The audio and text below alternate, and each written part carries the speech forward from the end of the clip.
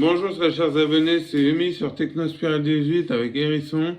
Aujourd'hui, comme prévu, petite lecture du missel. Attention, préparez-vous, c'est parti. Évangile. En ce temps-là, comme le peuple s'assemblait en foule et qu'on accourait des villes vers Jésus, il leur dit en parabole.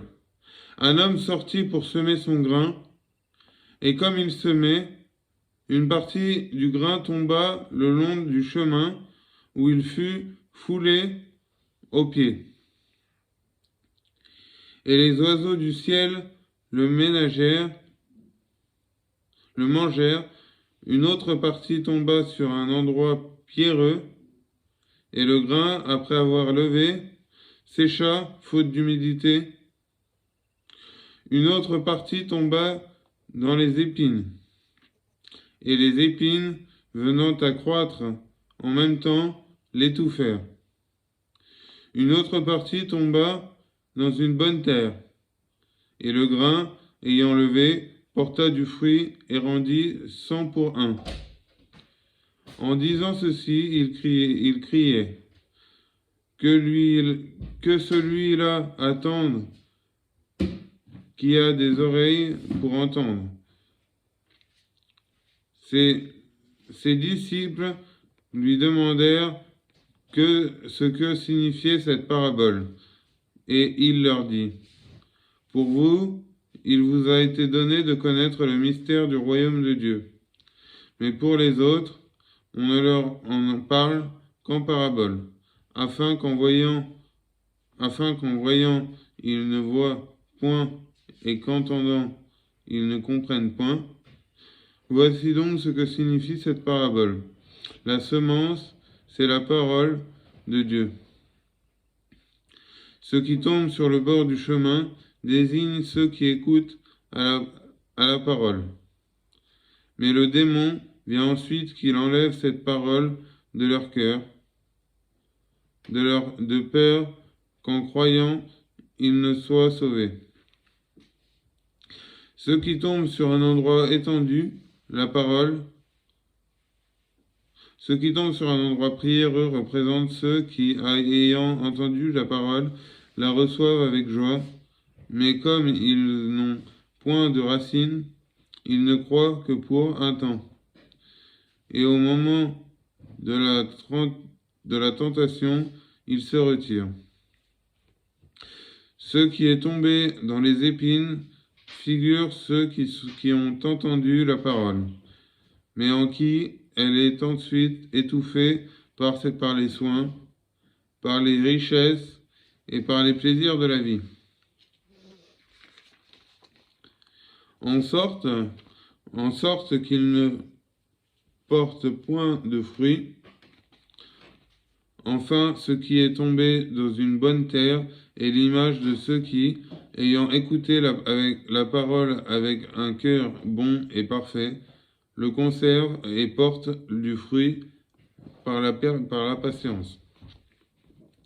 Ensuite, le dimanche de la quinquagésime épître. Mes frères, quand je parlerai toutes les langues des hommes et des anges, si je n'ai point la charité, je suis semblable à un arien sonnant ou à une cymbale retentissante.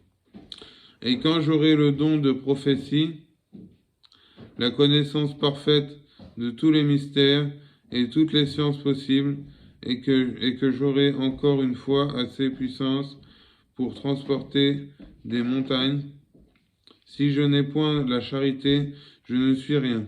Enfin, quand j'aurai distribué pour la nourriture des pauvres tout ce que je possède, et que j'aurai livré mon corps pour être brûlé, si je n'ai point la charité, tout cela ne me servirait à rien.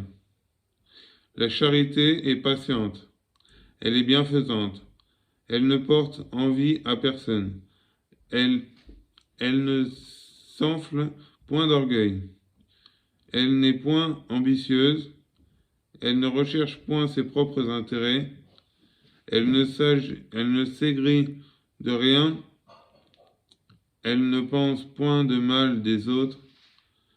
Elle ne se réjouit point de l'injustice, mais elle prend part avec joie à la vérité.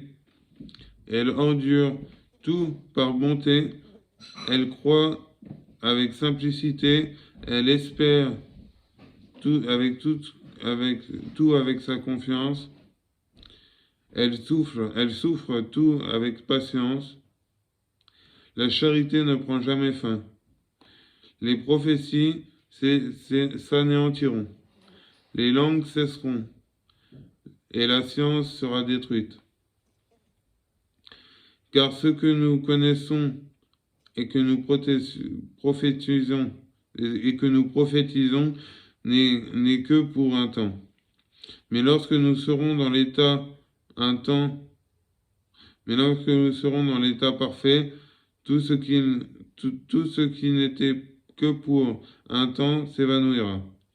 Quand j'étais enfant, je parlais comme un enfant, je goûtais les choses comme un enfant, je pensais comme un enfant.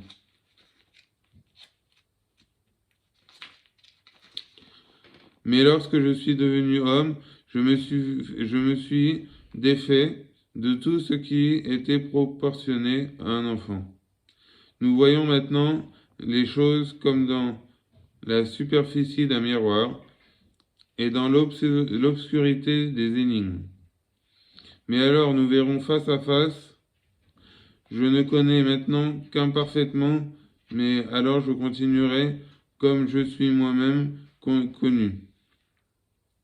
Enfin, il est vrai que dans cette vie, la foi, l'espérance et la charité subsistent toutefois, mais la plus excellente des vertus est la charité.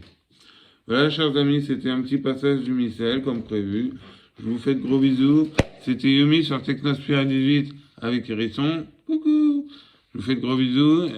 N'hésitez pas à vous abonner, liker, commenter, partager. Au revoir à tout le monde. À la prochaine pour une prochaine vidéo.